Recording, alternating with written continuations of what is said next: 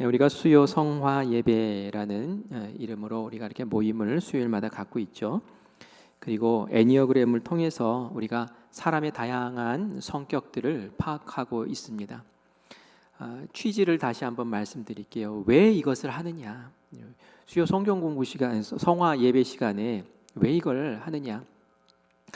속 사람을 든든히 세우기 위해서 그런 거예요. 그리고 우리가 표를 정했죠. 사랑의 공동체, 사랑의 공동체를 만들면 우리 안에 기존의 멤버들끼리 사랑으로 착 연합을 해야 되는데 이 공동체 안에서 성격이 다 다르거든요. 기질이 다르고 그래서 이 성격과 기질을 서로 파악하고 알고 나는 어떤지도 알고 그러면서 나의 강점과 연약한 부분들을 보완해 나갈 때에 더 성숙해지고 완숙해진 모습으로 서로를 세워줄 수 있기 때문에 제가 이렇게 준비를 한 거예요. 사실 이거 시작하고 한 2주 지나고 나서 좀 후회했어요. 시간이 너무 많이 걸리는 거예요. 이걸 주일 설교 준비, 뭐 또 금요일 설교 준비해야 되고 또 새벽 설교 준비해야 되고 사실 설교 준비할 것들이 계속 이어지는데 수요일에 이것도 시간을 많이 들여서 해야 되는구나 생각하니까 괜히 했나 하는 생각도 잠깐 들더라고요. 그런데 꼭 해야 되겠다라는 생각이 더 들었어요. 왜냐하면 이렇게 알아갈 때에 제가 우리 성도님들을 알아가고 또 특별히 지도자들 있죠. 우리 속회 지도자들은 속회원들을 끌고 가야 되잖아요. 그런데 이 속회원들의 성격을 잘 파악하고 이들에게 어떻게 대해야지 서로 원만한 관계를 유지할 수 있는지도 알고 그리고 우리 성도들이 나의 기질 가운데 이런 게 연약한 부분이구나. 근데 요걸 내가 무의식적으로 일어나는 것이라서 잘 몰랐네. 근데 이제 알았어. 그래서 내가 이거를 절제하고 통제하고 다스릴 줄 알면 더 성숙하게 되거든요. 그래서 속회를 인도하시는 분들에게도 굉장히 도움이 되는 거라서 제가 함께 또 나누려고 합니다. 목사님이 뭐 이런 데 전문가예요? 아니에요. 저 전문가는 아니에요. 제가 이전에 있었을 때 여기는 동부연회라고 하거든요. 강원도 쪽 동부연회라고 하고 제가 경기도 여주에 있을 때는 거긴 중부연회라고 합니다. 근데 중부연회에서 관리하고 있는 그 부설되어 있는 심리상담센터가 있어요. 이름은 심리상담센터 N이라는 곳이 있는데요. 그곳에서 제가 교육을 한 주에 한 성격씩 해가지고 한 유형씩 해서 몇 주를 교육을 좀 받았어요. 왜 그렇게 했냐면 교인들을 잘 모르겠는 거예요.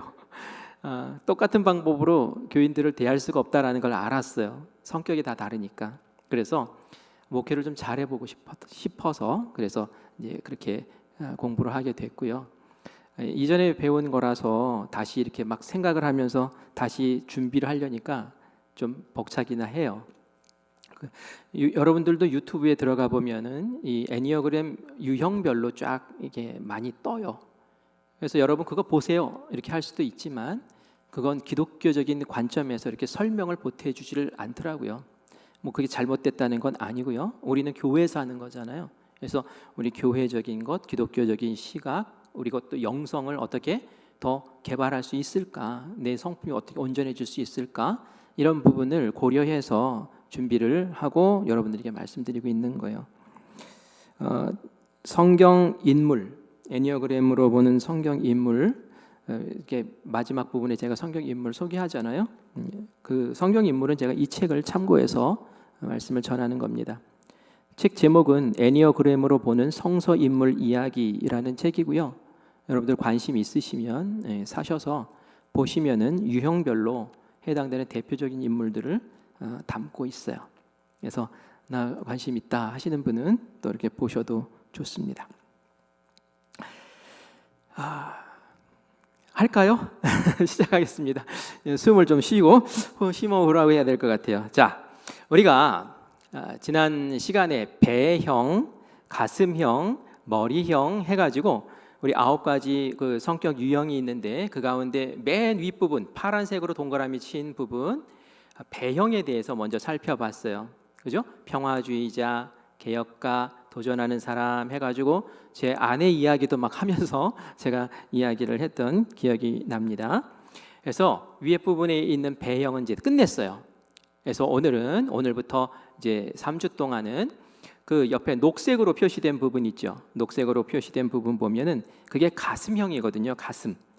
감정이 그 행동의 패턴을 유발하는 이 가슴형에 대해서 우리가 이제 보게 될 겁니다. 가슴형의 유형에는 세 유형이 또 포함되어 있죠. 도움을 주는 사람, 또 3유형으로 성취하는 자, 4유형으로 개인주의자 해가지고 이렇게 세 가지 유형을 우리가 이제 순서대로 볼 거고요. 오늘은 도움을 주는 사람, 이 유형에 대해서 우리가 함께 보려고 합니다. 자, 이 유형은 돕는 사람, 사랑이 많은 사람이라는 그러한 별칭이 있어요. 돕는 사람, 헬퍼라고 하죠. 또 사랑이 많은 사람이요. 이 사람들은, 이런 유형의 사람들은 사랑의 관계를 참 중시해요. 사랑을 주고 또 내가 사랑을 받고 이런 관계들을 가지고 행복을 느껴요. 다른 사람의 필요를 채워주면서 나는 행복해, 이런 마음을 갖죠. 그래서 이게 돕는 데 마음을 많이 쓰고 그렇게 애를 씁니다. 다른 사람을 돕기 위해서 자신의 필요를 또 억제해요. 내 거 다 누리면서 할 수 없잖아요. 그러니까 나의 필요를 최대 억제하고 다른 사람의 필요를 채워주는 사람이죠. 내 욕구 채우는 데는 별 관심이 없어요. 그래서 나는 다른 사람을 보살핀다라는 그런 마음으로 그렇게 살아가죠. 내가 도와준 사람이 막 기뻐하잖아요. 그럼 내 마음도 기뻐요. 내 마음에 만족이 찾아와요. 성취감이 느껴져요. 내 삶이 가치 있다라고 그렇게 느낀단 말이죠. 그러면서 그렇게 만족하는 모습을 보면 내가 사랑받는다라는 생각까지도 하게 됩니다. 다시 말해서 주는 것을 통해서 나의 가치, 나의 존재의 가치를 느끼는 거예요. 반면에 그런 행동을 통해서 또 다른 사람을 소유하려는 그러한 경향도 나타나요. 이건 이제 무의식적으로 나타나는 건데 뒤에서 제가 조금 더 설명을 해드리도록 하겠습니다. 이 2번 유형의 특성을 가진 사람은 말이죠, 그 돌봄의 수준이 이 정도예요. 아주 굉장히 민감해요. 다른 사람을 딱 봤을 때에 그 사람을 딱 보는 순간 직감적으로 알아요. 저 사람이 뭐가 필요한지, 무슨 도움이 필요한지를 금방 알아채요. 그래서 민감하게 도움에 반응을 하죠. 예를 들어서 이런 거예요. 지하철 타고 이렇게 가는데 서울, 여러분들 지하철 잘 안 타시는구나. 서울 가면 지하철 그 노선 안내도가 엄청 복잡해요.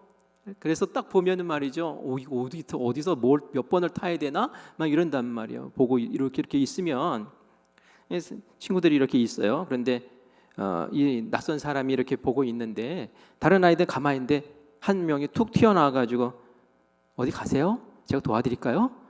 어디 가시는데요? 하면서 말 걸고 도와달라는 말도 안 했는데 와가지고 막 도와주고 이렇게 해서 이쪽에 가셔서 저쪽에 가서 이렇게 가시면 돼요. 안녕히 가세요. 이렇게 하는 사람이 있어요. 그게 바로 2번 유형에 해당되는 기질의 사람이에요.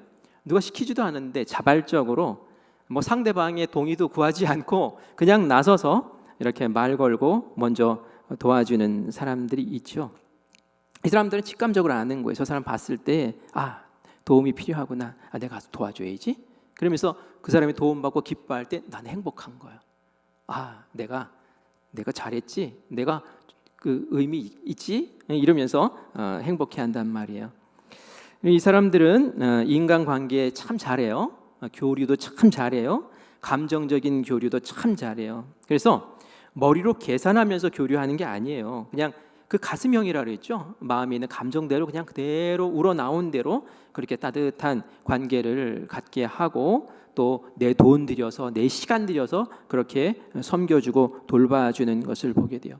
친구나 주변 사람들이 가슴 아파하고 막 속상해하면 말이죠, 마치 내 일처럼 같이 가슴 아파하고 같이 속상해해주는 그런 사람이죠. 이런 사람들은 그냥 보기만 해도 금방 알아차려요. 금방 드러나거든요. 눈빛이 촉촉하고, 그죠? 얼굴에 사랑이 이렇게 묻어나는 그런 분들이 있어요. 금방 알 수 있어요. 그런데 자기의 감정은 잘 드러내지를 않아요. 다른 사람이 편한 모습 보면서 감동받고 나도 편안함을 느껴요. 아까도 말씀드린 것처럼 주는 것을 통해서 내가 존재의 가치가 있다라고 그렇게 느끼기 때문에 반대로 다른 사람에게 내 도움을 못 주면 또 속상해요. 내가 가치가 없나? 이제 이런 생각이 든단 말이죠. 타인 중심이에요. 나 중심이 아니라. 그래서 나의 것은 어수선할 수가 있어요. 나를 잘 돌보지 못할 때가 있단 말이죠. 그런데 제가 뒤에 좀 설명하겠습니다라고 했던 부분을 좀 말씀드릴게요. 이번 유형이 너무 좋지 않습니까? 다른 사람 많이 도와주고 살펴주고 너무 좋잖아요. 그런데 그 내면에 무의식적으로 깔려 있는 한 가지 어려운 부분이 있어요. 그게 뭐냐면은 내가 이렇게 사랑을 베풀면서 그 사랑에 상대방이 반응해 주기를 원하고 내가 사랑을 베풀면서 그 관계 속에서 그 사람을 소유하기를 원한다라는 거예요. 그건 나도 모르게 그렇게 하는 거예요. 나도 모르게. 그냥 나도 모르게 이렇게 사랑을 베풀고 나도 모르게 도와주는데, 근데 나도 모르게 내가 사랑을 주었으니까 너는 내 곁에 있어야 돼. 너는 내가 하라는 대로 해야 돼. 너는 내 편이야 하면서 사랑받고자 하는 욕망을 무의식적으로 그런 식으로 표현하게 된다라는 이야기입니다. 이게 좀 어려운 부분이라는 거예요. 자, 이미지를 한번 볼게요. 이미지를 보면은 건강할 때의 이미지, 그 사람이 상태가 좋을 때, 스트레스 안 받을 때 이미지, 외부 사람들이 그 사람을 딱 봤을 때 이렇게 보는 거예요. 저 사람, 이번 유형의 사람은 참 희생적이다. 인간관계를 참 잘한다. 사랑이 참 많다. 그리고 꼭 엄마 같아. 정도 많고 친절하고 눈치도 빠르고 사람의 기분 아주 잘 파악하고 다정다감하고 잘 도와주고, 이게 이제 좋은 이미지죠. 그런데 건강하지 못할 때, 막 스트레스 받았을 때에 그때에 느껴지는 것은 이런 거예요. 저 사람이 왜 사람을 조종하는 것 같네? 이제 이런 느낌이 드는 거죠. 베풀고 주는 것은 좋은데 그 베풀고 주는 것 그 배후에 뭔가 나를 조종하려고 하는 것 같아 라는 게 느껴진단 말이에요. 이런 거죠. 내가 너한테 이렇게 잘해줬으니까 넌 내 사람이야. 넌 내 곁에 있어야 돼. 사랑 베푼 만큼 그 사람을 소유하고 조종하고 나의 것으로 삼으려고 하는 의도가 이렇게 느껴질 때가 있단 말이에요. 아까도 말씀드린 것처럼 사랑을 주고 나도 받고 싶고 이런 것들이 있기 때문에 이 사랑의 관계를 통해서 인간관계를 유지하고 싶어하는 것이 있기 때문에 그렇다라는 얘기입니다. 자, 설명하는 단어가 있어요. 이 2번 유형을 설명하는 단어, 긍정적인 단어가 뭘까요? 다른 사람을 잘 지지해줘요.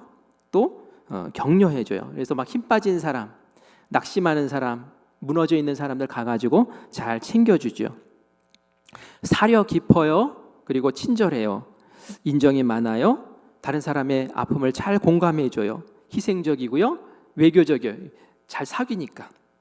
그리고 이야기를 참 좋아해요. 이야기를 좋아한다는 얘기는 뭐냐면 말이죠. 여러분, 다른 사람 이야기 듣는 거 여러분 좋아하십니까? 힘들어요. 그죠? 다른 사람들 힘든 얘기하면 말이죠. 나도 막 같이 듣다가 지쳐버리거든요. 막 진 빠진다고 그래요. 기빨린다는 얘기를 하는 사람도 있더라고요. 그런데 이번 유형의 사람들은 말이죠. 누군가가 그런 얘기를 하고 있으면 말이죠. 옆에 벌써 갖다 딱 붙어 있어요. 그리고 귀를 쫑긋 기울이고 그리고 막 리액션 막 해가면서 그러냐고 얼마나 힘들었냐고 그러면서 다독여주고 위로해주고 있어요. 벌써 그 사람은. 이런 사람들은 그게 그냥 자연스럽게 그렇게 되는 거예요. 그리고 나는 사랑이 많고 가슴이 따뜻해 이렇게 스스로 이제 생각을 하죠. 또 자비로운 사람이야 하면서 스스로 나에게 좋은 그런 의미를 부여합니다. 그리고 이런 모습을 다른 사람이 당신은 참 사랑이 많군요. 당신 어쩜 그렇게 격려를 잘합니까? 라는 이야기를 들으면 말이죠. 더 에너지가 막 솟아올라요. 나 잘하고 있구나. 그리고 도움이 필요한 사람을 보면 말이죠. 도와달라는 얘기를 들으면 말이죠. 내적인 에너지가 생겨서 그래 내가 나를 필요로 하는 일이 있구나 하면서 그냥 불끈불끈 일어서는 그런 모습을 보이죠. 다양한 모임들에 참여하고 그 모임들에서 주도적인 역할을 이렇게 해 나갑니다. 교회에서 이런 2번 유형의 사람들이 전도를 참 잘해요. 그렇지 않겠습니까? 도와주고 싶고 막 말 걸고 싶고 막 격려해주고 싶고 이런 분들 많아야 돼요. 교회에. 그래 전도를 많이 해요. 그죠? 내성적이고 막 사람 만나면 별로 안 좋아, 나 혼자 있고 싶어하고 이런 사람들한테 전도하러 나가자 그러면 얼마나 지옥 가는 기분이겠어요. 그런데 이 사람들을 데리고 나가면 말이죠, 아무하고나 가서 말 잘하고 아무나 가서나 격려해주고 칭찬해주고 얼마나 좋은지 몰라요. 그리고 이번 유형이 교회에 많으면 섬김의 자리가 풍성해요. 어디 가서든지 교회는 섬길 일들이 많잖아요, 그렇죠? 보면 다 뭐 섬기는 일들이에요. 뭐 주방에서 섬겨야지, 뭐 이거 뭐 청소하면서 섬겨야지, 뭐 이 섬기는 일들이 참 많아요. 그러니까 이번 유형은 교회 들어오면은 뭐 날개를 단 것 같아요. 왜요? 내가 가서 섬길 곳들이 너무 많으니까. 이번 유형이 교회 참 많아야 돼요, 그죠? 그래서 이번 유형이 많으면 참 그 교회가 이제 행복합니다. 부정적인 단어가 있어요. 부정적인 단어, 이게 뭘까요? 아까 말했던 소유욕. 소유욕? 내가 너 사랑했으니까 너는 내 거야. 이런 거 있죠. 이런 거, 이게 소유욕이라고 얘기해요. 기회주의는 뭐냐면은 상대에게 잘해 주다 보니까 기회가 많이 생겨요. 그러니까 그 기회를 또 잘 타고 이용을 할 수가 있죠. 그리고 조종, 부정적인 단어. 조종이 뭐죠? 다른 사람, 내가 사랑을 베풀었던 그 사람을 내가 이렇게 조종하고 싶어하는 그런 모습이 있다는 얘기예요. 그리고 아첨, 뭐 이런 것들이 있는데, 아첨은 뭘까요? 이 사람들은 다른 사람의 필요를 너무 금방 파악하기 때문에 그 사람이 듣고 싶은 말을 하는 거예요. 정직한 말이 아니라 이 사람이 이런 말 듣고 싶겠구나, 아니 그런 말을 해줘요. 그러니까 아첨이 될 수도 있겠죠. 그리고 비위를 잘 맞춰줘서 이제 상사의 비위를 잘 맞춰서 2인자의 역할을 그렇게 잘 하기도 합니다. 그런데 또 부정적인 단어가 있는데 생색 있죠. 생색. 이게 무슨 생색일까요? 내가 한 것에 대해서 좀 인정받고 싶은 마음이 있는 거예요. 내가 이렇게 사랑했는데 이 사랑 베풀고 내가 이렇게 섬겨줬던 거에 대해서 좀 인정 좀 해줬으면 좋겠어. 이런 거 있죠. 좀 생색내고 싶은 그런 것들이 있어요. 그리고 오만, 부정적인 단어는 오만인데, 오만은 왜 오만이냐면은 내가 다른 사람의 필요를 다 채워줄 수 있고 그 사람의 문제를 해결해 줄 수 있어. 이거 얼마나 오만한 거예요, 그렇죠? 어떻게 사람이 그 사람을 다 해줄 수 있겠어요? 그런데 이런 오만함이 나도 모르게 은근히 그렇게 있단 말이에요. 내가 저 사람만 딱 붙잡으면 저 사람은 다 해결돼. 이런 것이 좀 있을 수 있다는 얘기죠. 이번 유형의 자녀를 둔 부모님, 남편과 자녀를 위해서 굉장히 헌신적으로 섬깁니다. 하나에서 10까지 다 챙겨줘요. 그리고 동시에 희생하면서 그렇게 나아가죠. 그런데 그런 희생을 통해서, 그 사랑을 통해서 남편을 통제하고 자녀를 소유하고 자녀를 조종하고 이런 모습들도 동시에 나타나게 돼요. 내가 너를 위해서 이렇게 희생했는데 너 어쩜 그럴 수 있니? 이런 엄마들 있지 않습니까? 사랑하지만, 진정으로 사랑하지만 또 조종하는 엄마의 모습도 있지요. 그런데 이렇게 하면은 자녀들의 손과 발을 잘라버리는 것과 같아요. 이런 양육이 그렇다는 얘기예요. 사실 자녀가 스스로 독립적으로 살 수 있는 힘을 키워줘야 되거든요. 네가 해봐. 너 혼자서 알아서 해. 이렇게 해야지 이 자녀가 스스로 하는데, 너무 희생적으로 부모가 다 돌보다 보면은 그러면 자녀가 배울 것을 배우지 못하고 자라게 되죠. 나중에 마마보이 되는 그런 일이 벌어진다는 얘기예요. 과도한 희생, 사랑, 이런 것들이 조종, 이런 것들 통해서 이렇게 자라난 자녀는 나중에 자기의 일을 스스로 하지 못하는 어려움이 생겨요. 요즘 대학생들 가운데서도 수강 신청을 엄마가 대신해주는 그런 대학생이 있고, 또 성적이 잘못 나왔다고 부모가 학교에 가가지고 교수님한테 찾아가서 우리 애 성적이 왜 이렇게 나왔냐고 좀 보자고, 그런 사람도 있고, 군대 가 있는 자녀 걱정이 돼가지고 헬리콥터 엄마 그냥 군대 그 부대장한테 전화하고 뭐 그냥 이렇게 하는, 안절부절 못하는 그런 모습도 있단 말이에요. 자녀를 아기처럼 그렇게 키우는데 그러면 안 되죠. 이 절제가 필요한 거예요. 절제가. 그래서 사랑 주는 거 좋지만 적당히 줄 줄 알고 적당히 절제할 줄 알고, 이제 이런 모습이 필요합니다. 성격 패턴을 좀 볼게요. 성격 패턴. 이 성격 패턴이라는 것은 자동적으로, 무의식적으로, 본능적으로 그렇게 떠오르는 생각과 느낌, 이런 것들이라는 거예요. 앞에서도 말씀드렸지만 정서적인 습관으로 자만, 오만이라는 게 있어요. 내가 다 도울 수 있어. 내가 다 해줄 수 있어. 다 채워줄 수 있어. 이런 것들을 메시아 컴플렉스라고 이야기를 해요. 메시아가 뭡니까? 예수님을 우리 메시아라고 그러죠. 메시아 구원자라는 뜻이에요. 그죠? 구원자. 내가 저 사람 구해줘야 돼. 나 없이는 저 사람 안 돼. 나는 없어서는 안 될 존재야. 나의 헌신과 봉사, 이 도움을 통해서 저 사람을 내가 살릴 수 있어. 근데 그걸 하지 못하면 낙심하게 되는 거예요. 그걸 채우지 못하면 힘들어지는 거예요. 그리고 남을 돕다가, 타인을 돕다가 결국 자신을 살피지 못하고 자신을 돌보지 못해서 나의 황폐함이 찾아와요. 내가 공허해지는 그런 일들이 벌어진다는 거죠. 그래서 나의 필요와 나의 감정 이런 것들을 잘 추스릴 수 있게, 다른 사람들도 사랑하지만 나의 것도 지키고 사랑하고 돌볼 줄 아는 그런 균형이 맞아야 되는데 이게 무너지면 어려워져요.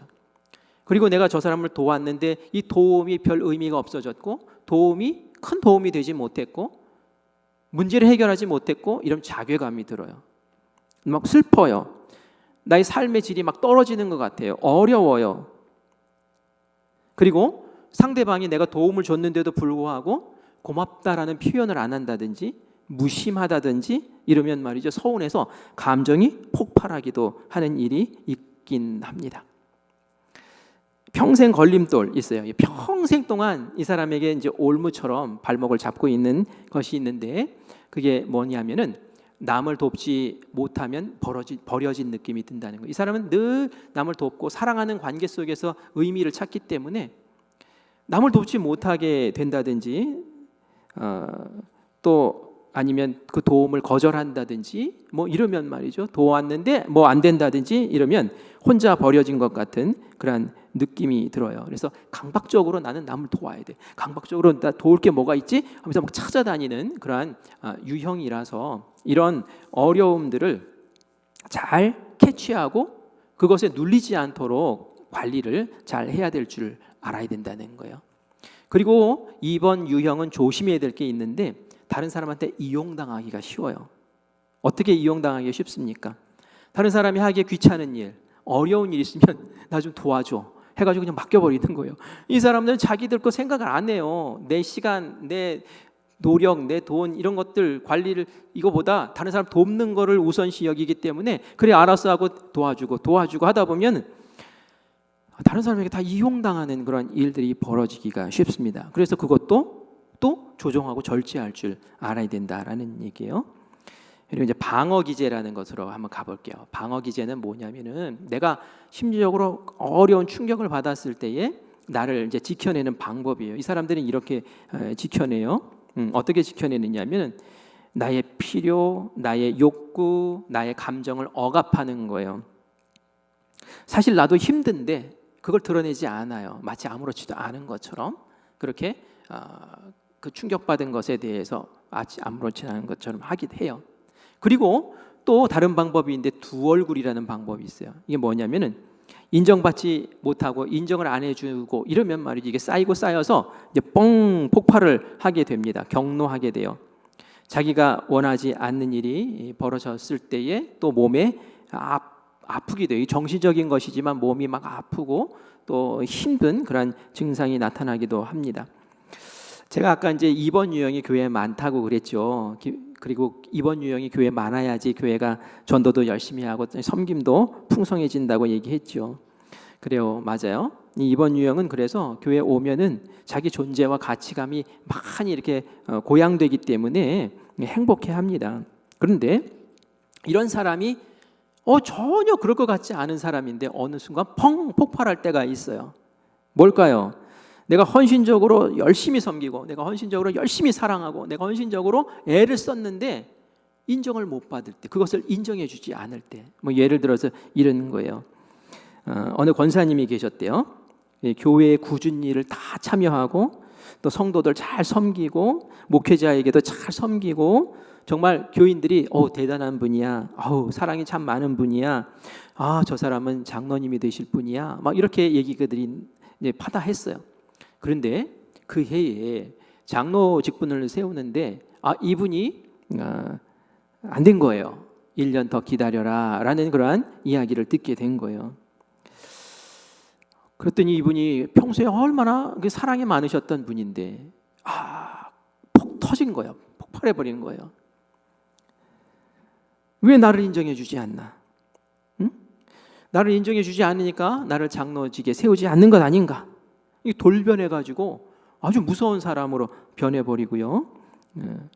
내가 마음대로 막 이렇게 되지 않으니까 막 몸이 아프고요. 이렇게 되더라는 거예요. 그래서 결국은 그 교회를 떠나더라라는 그런 이야기를 합니다. 그래서 교인들은 너무 날벼락 맞은 것 같은 거예요.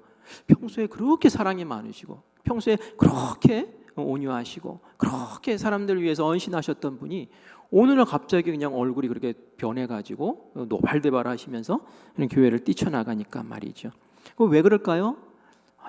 사랑하지만 그만큼 또 인정받고 싶은 그러한 마음이 있었기 때문에 그랬던 거예요. 그 인정을 내가 못 받는구나, 나를 무시하는구나 라는 생각이 들 때는 너무 힘들고 괴로운 거예요. 존재 가치를 막 그냥 바닥을 치는 거죠. 무시당하는 그런 느낌이 드는 거죠. 그래서 이번 유형이 이제 조심해야 될 부분이 바로 이 부분이다라는 겁니다. 그래서 이번 유형이 자기가 약한 부분이 이런 부분에서 약할 수 있구나라는 것을 깨닫고 있으면 요거를 잘 극복해 나갈 수 있는 거예요.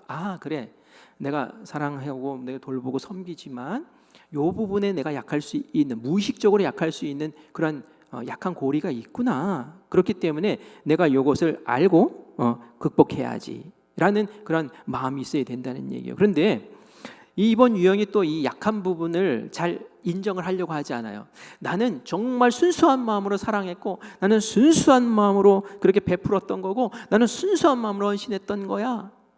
내가 뭘 바라겠어? 내가 뭐 인정받는 걸 바라겠어? 칭찬받는 걸 바라겠어?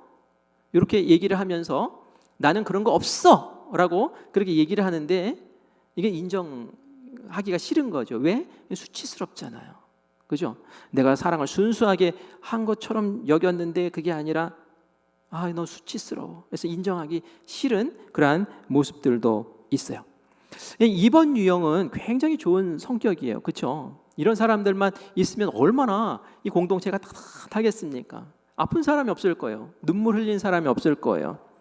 그래서 이번 유형이 정말 좋은 성격인데, 그런데 요 약한 부분, 요 한 부분만 잘 관리를 하고 요 부분만 성숙하게 하면 교회에서 너무 좋은 분이고, 또 직장에서, 가정에서 너무 좋은 분이 될 수 있다라는 것을 우리가 기억을 해야 돼요. 자, 영적 성숙에 대해서 좀 알아볼까요? 자, 어떻게 하면 영적으로 더 성숙할 수 있을까? 겸손을 배워야 됩니다. 겸손. 여기서 말하는 겸손은 뭐냐면은 스트레스 받을 때, 서운함이 느껴질 때, 다른 사람을 돕는 것을 겸손에 대한 거는 이런 거예요. 내가 다른 사람을 온전히 다 책임질 수 없어라는 거예요. 내가 저 사람을 다 해결해 줄 수 있어, 저 문제를 다 해결해 줄 수 있어. 이건 교만이거든요.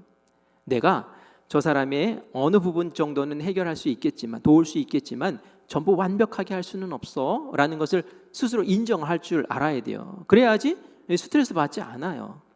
내가 도울 수 있는 만큼만 열심히 도와줘야지. 요 선에서 유지를 할 수 있어야 된다는 얘기예요.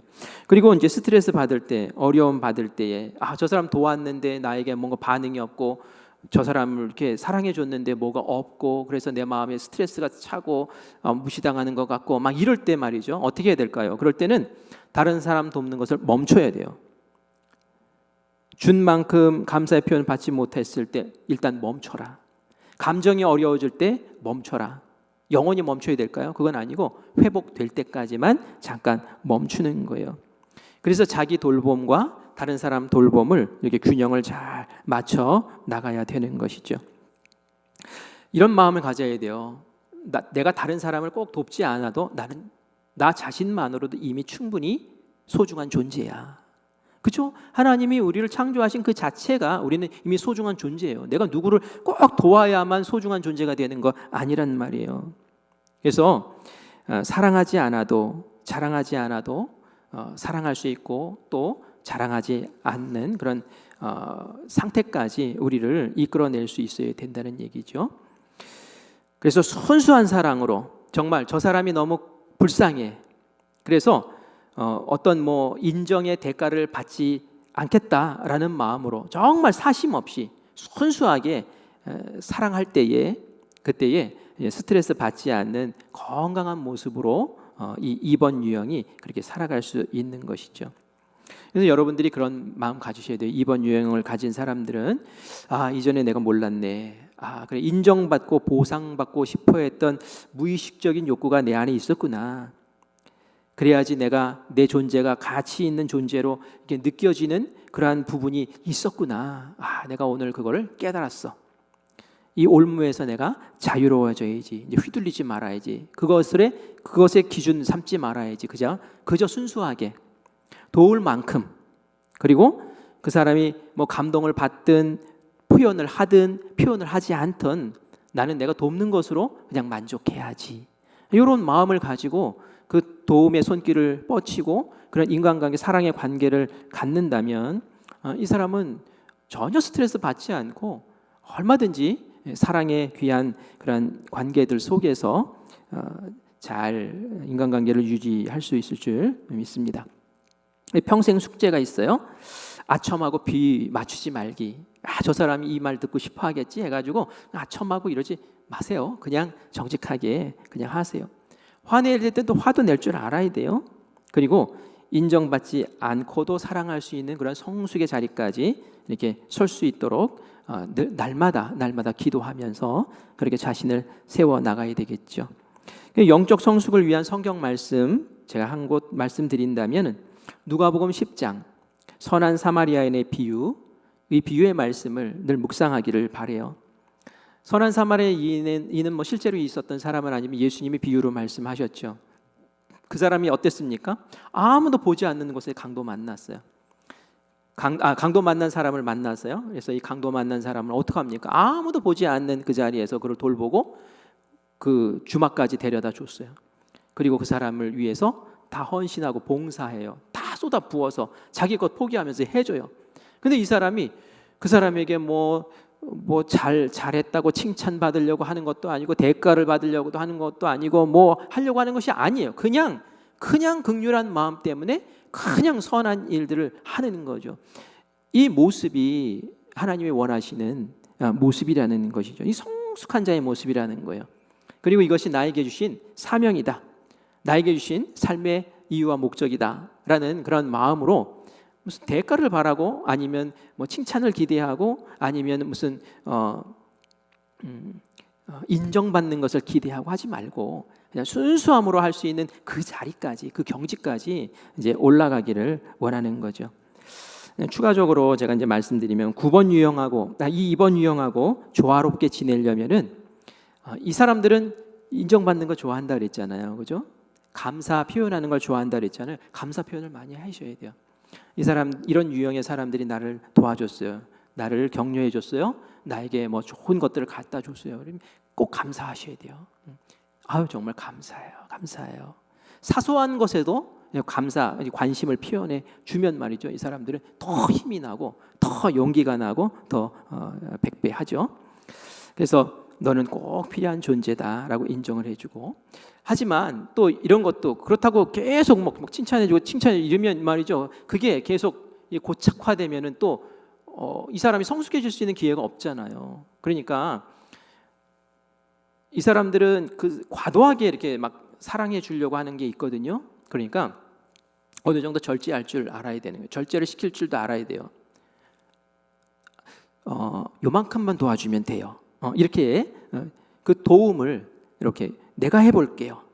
이제부터 내가 해볼게요. 이러면서 그 도움을 계속 받으려고만 하지 말고 내가 할 수 있는 영역에서는 내가 하고, 그렇게 해야지 그 사람에게 이게 조종당하는 일에서 벗어날 수 있어요. 그 도움 줄 부분만 이렇게 주고 도움 받을 부분만 받고 이러는 거예요. 그리고 너무 애쓰지 마세요. 그렇게 애쓰지 않으셔도 돼요. 당신이 내 곁에만 있어도 충분히 감사해요 라고 하면서 그 사람들이 과도하게 거기에 몰입하지 않도록 도와주는 게 필요해요. 어느 교회에 아주 헌신하는 여자 권사님이 계셨어요. 제가 어느 목사님에게 들은 얘기인데요. 이분은 남의 필요에 굉장히 예민한 분이 확실해요. 정말 딱 2번 유형의 사람이에요. 이분이 교회 카페에서 봉사를 하는데요. 때로는 목사님 주변에 있는 친구 목사님들이 이렇게 카페에 오잖아요. 그래서 쫙 자리에 앉으면은 그분들의 이름을 다 알고 있어요. 그리고 이 카페 봉사하시는 이분은 그분들의 취향까지도 다 알아요. 필요에 아주 민감한 분이에요. 그래서 저분은 커피, 저분은 카페라떼, 저분은 뭐 이걸 다 알아서 거기에 딱 맞춰서 갖다 제공을 해줄 수 있을 정도로 그렇게 예민한 분이시죠. 그런데 말이죠, 이분이 너무 스트레스를 받아 하는 거예요. 하루는 보니까 너무 스트레스를 받는 거예요. 얼굴이 막 무겁고 눈물을 흘리고. 그래서 왜 그러십니까 하고 이제 상담을 했대요. 그랬더니 그런 얘기를 하더래요. 내가 이렇게 애쓰고 수고하고 누구한테 이렇게 잘해주고 내가 정말 내 거 안 하면서 이렇게 해줬는데 고맙다는 반응이 없다는 거예요. 이 정도 했으면은 고마워할 줄 알아야 되는데 고맙다는 반응이 없다는 거예요. 그래서 속상하고 막 힘들다는 거예요. 목사님이 금방 파악을 한 거죠. 이분도 애니어그램을 하신 분이거든요. 2번 유형이구나. 정확하게 2번 유형이구나. 그래서 그 권사님에게 설명을 좀 해주고, 그리고 권사님 카페 일 잠깐 쉬세요. 그리고 섬기는 다른 일들도 다 내려놓으세요. 지금은 권사님은 쉴 때입니다. 그리고 중보기도 팀에 들어가세요. 중보기도 팀에 들어가서 우리 교회를 위해서 기도하시고 권사님을 위해서 기도하세요. 그래서 나중에 권사님이 그곳에서 이렇게 마음의 평안을 얻고 해결되면 다시 와서 섬기세요 라고 그렇게 권면해 줘서 그렇게 했다라는 이야기를 제가 들었습니다. 남이 인정해 주지 않는다고 스트레스 받지 말고 그냥 섬기는 그 자체를 좋아하는 모습으로 섬기면 얼마나 좋겠습니까? 그래서 이 2번 유형이 정말 좋은 것이 너무 많은데 그거 딱 걸리는 것 그 하나, 이제 그 하나를 잘 관리할 줄 알면은 너무 좋은 분으로 이게 세움 받을 수 있다라는 것을 꼭 기억하셨으면 좋겠어요. 이제 성경 인물 가운데 여러 사람들이 있지만 여기에 들어가는 사람이 룻, 막달라 마리아, 사도 요한 이런 분들이 계시는데요. 룻만 한번 볼게요. 룻은 건강한 2번 유형이에요. 스트레스 받는 2번 유형이 아니라 건강한 2번 유형, 성숙한 2번 유형입니다. 이 룻은 모압 여인이었죠. 이방 여인인데도 불구하고 다윗 왕의 조상이고 또 예수님의 조상이 되어서 그 족보 안에 들어가 있는 여인이죠. 사사시대였어요. 베들레헴에 기근이 들어서 엘리멜렉이라는 그 가족이 몽땅 모압으로 이주를 하게 됩니다. 그곳에서 이 엘리멜렉이 죽어요. 그리고 그 두 아들이 10년 정도 지난 후에 두 아들이 또 죽어요. 그래서 결국 딱 남게 된 사람은 엘리멜렉의 아내인 나오미, 그리고 그 두 아들의 며느리 모압 여인 며느리가 딱 남게 되죠. 이 세 사람만 남게 되었어요. 그런데 한 소식이 들렸어요. 무슨 소식이었습니까? 베들레헴에 풍년이 들었다. 여기 있으면은 이 세 여인이 뭉쳐서 살 수가 없는 그런 상황이었죠. 그래서 돌아가자라는 마음을 갖는데 이 며느리까지 데려가기는 너무 부담스러운 거예요. 나오미가 그 돌아가는 것 자체가 부끄러운 일이잖아요. 떠날 때는 가족 왕창 데리고 나왔는데 돌아갈 때는 혼자서 외톨이로 나이 든 여인이 빈털터리가 돼서 들어간다고 생각해 보세요. 얼마나 그 민망하고 정말 부끄럽습니까? 그래서 나 혼자 갈게. 그래가지고 그 두 며느리에게 집에 가라. 너희 친정으로 돌아가라. 다시 새 인생을 시작해라. 너희들 아직 젊다. 라고 권해줬죠. 이때 오르바라는 며느리는 내 어머니 하고 순종하고 갔어요. 그런데 이 룻이라는 며느리는 그렇게 하지 않았죠. 안 돌아가죠. 그리고 오늘 우리가 읽은 본문 말씀처럼 룻기 1장 16절에 이렇게 이야기합니다. 룻이 이르되 내게 어머니를 떠나며 어머니를 따르지 말고 돌아가라. 강권하지 마옵소서. 어머니 떠나라고 하지 마세요. 어머니 저보고 돌아가라고 그렇게 강권하지 마세요. 어머니께서 가시는 곳에 나도 가고 어머니께서 머무는 곳에 나도 머물겠나이다. 어머니의 백성이 나의 백성이 되고 어머니의 하나님이 나의 하나님이 되리이다 라고 얘기를 해요. 이게 말이죠, 그냥 말로는 우리가 쉽게 들리지만 이게 말이 쉬운 말이 아니에요. 지금 모압 땅에 살던 이 여인이에요. 어머니의 백성이 나의 백성이 된다는 것이 뭡니까? 이제는 이스라엘 안에 들어가서 전혀 다른 그런 민족 속에서 섞여 살아야 되는 거예요. 어머니 하나님이 나의 하나님이 된다는 게 뭐예요? 그 종교를 바꾸겠다는 얘기 아니겠어요? 그런 변화, 그런 희생, 자기 포기가 있는데도 불구하고 내 어머니 못 떠나겠다는 거예요. 왜요? 어머니 혼자 보낼 수 없는 거예요. 노모를 어떻게 보내느냐는 거예요. 그곳에서 뭐 먹고 살려고 그러시냐는 거예요. 고생길이 뻔한데 같이 모욕받고 같이 부끄러움 당하고 제가 어머니 먹여 살리겠습니다. 제가 살필게요. 바로 딱 이번 유형이 이런 룻의 모습이라는 것이죠. 그래서 아무것도 기대할 게 없잖아요. 어머니에게 뭘 기대하겠어요. 그런데 이 어머니 붙잡고 그리고 그 어머니 처지, 딱한 처지를 끌어안고 베들레헴으로 돌아가게 됩니다. 이 베들레헴에 돌아가서 할 일이 뭐가 있습니까? 땅이 있어요, 집이 있어요. 그냥 남의 땅에 뿌려진 그 이삭 줍는 게 일이었죠. 그것으로 연명하기로 작정을 하죠.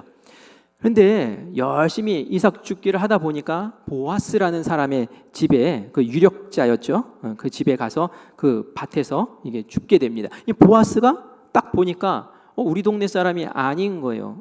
저거 누구지? 종에게 묻습니다. 그랬더니 저 여인이 이방 여인인데 룻을 따라와서 룻 아시잖아요, 주인님. 그 룻 알지. 그래 그 나오미 알지. 그래요. 그 나오미의 며느리예요. 그런데 이방 여인인데 집에 가는데 안 가고 저렇게 어머니 좀 살피겠다고 따라왔네요. 그랬더니 보아스 마음이 뭉클한 거예요. 왜냐하면 보아스도 이번 유형이거든요. 이번 유형을 보니까 그냥 공감이 되는 거예요. 그냥 마음이 막 녹아지는 거예요. 야, 그래? 딱 보니까 벌써 필요가 막 다 느껴져요. 보아스가. 이게 종에게 얘기를 해요. 자, 저 여인 여기 얼마나 낯설고 힘들겠냐. 이삭 많이 뿌려놔. 그리고 너희들 종이 먹는 그 물도 제공해줘. 그리고 그 다른 사람들이 찝쩍거리지 못하게 네가 잘 관심 있게 살펴보고 관리해. 알았지? 그렇게 해가지고 살펴주는 그런 모습이 있단 말이죠. 이 보아스도 동질감을 느꼈던가 봐요. 그래서 이 건강한 2번 유형의 룻이 어떻게 합니까? 나오미를 잘 섬겨요. 생색내지 않아요. 뭐 칭찬받으려고 하지도 않아요. 그저 어머니의 말씀 가운데 순종하고 보아스 만나라 하면은 가서 만나고 열심히 그냥 그렇게 섬기면서 순수하게 한결같은 모습으로 그렇게 끊임없이 섬기죠. 이 모습을 보아스도 보게 됩니다. 그리고 보아스도 이 룻의 성숙한 모습, 그 섬김의 모습을 보면서 나중에 결국은 이 보아스가 룻과 결혼을 하게 되고 좋은 가문에서 새로운 삶을 꾸려나가는 아름다운 이야기죠. 이게 룻기에 나오는 이야기예요. 너무 행복하고 너무 건강한 모습 아닙니까? 그래서 우리 2번 유형 가지신 분들은 이 모습을 이상적으로 딱 품고 그래 나에게 하나님 참 좋은 2번 유형의 성격을 주셨구나. 너무 감사하다. 이거는 정말 교회에 필요한 성격이야. 나는 정말 이 교회에 너무 잘 온 것 같아. 너무 감사해. 그런데 연약한 부분이 있을 수도 있구나. 내가 미처 몰랐었는데 나도 모르게 하고 나서는 인정받고 싶어하고 그거 못 받으면 마음에 서운해하고 그게 이루어지지 않을 때 내 존재 가치가 막 떨어지는 것 같고 남을 막 그냥 나도 살피지 않고 남을 막 살피려고 하는 그런 좀 과도함이 있고 그럴 수가 있겠구나. 내가 이걸 잘 조정하고 절제하고 그렇게 갖고 나간다면 다른 사람에게도 유익이고 또 나에게도 유익이 있구나. 이제 이런 마음을 가지시고 여러분들 2번 유형의 기질을 가지신 분들, 성격 가지신 분들은 그렇게 잘 조절해 나가시면 너무 좋을 것 같아요. 다 이해되시죠? 네, 그래요. 제가 이렇게 말씀드린 것은 여러분이 나가실 때 이제 제가 정리를 지금 얘기한 거 앞뒤로 이렇게 정리를 해놓은 게 있어요. 가져가셔서 읽어보시면 아실 거예요. 그래서 하나씩 모아두시고 나의 자녀가 어떤지, 또 나의 남편이 어떤지, 또 나의 부모님이 어떤지, 또 내 친구가 어떤지, 내 속회원이 어떤지 잘 살펴보시고 그들과 잘 조화롭게 어울려서 살면서도 그들을 성숙하게 만들어줄 수 있는 그 방법이 뭘까라는 것을 항상 기도하시면서 우리의 공동체가 믿음의 공동체를 아름답게 그렇게 세움받기를 간절히 바랍니다.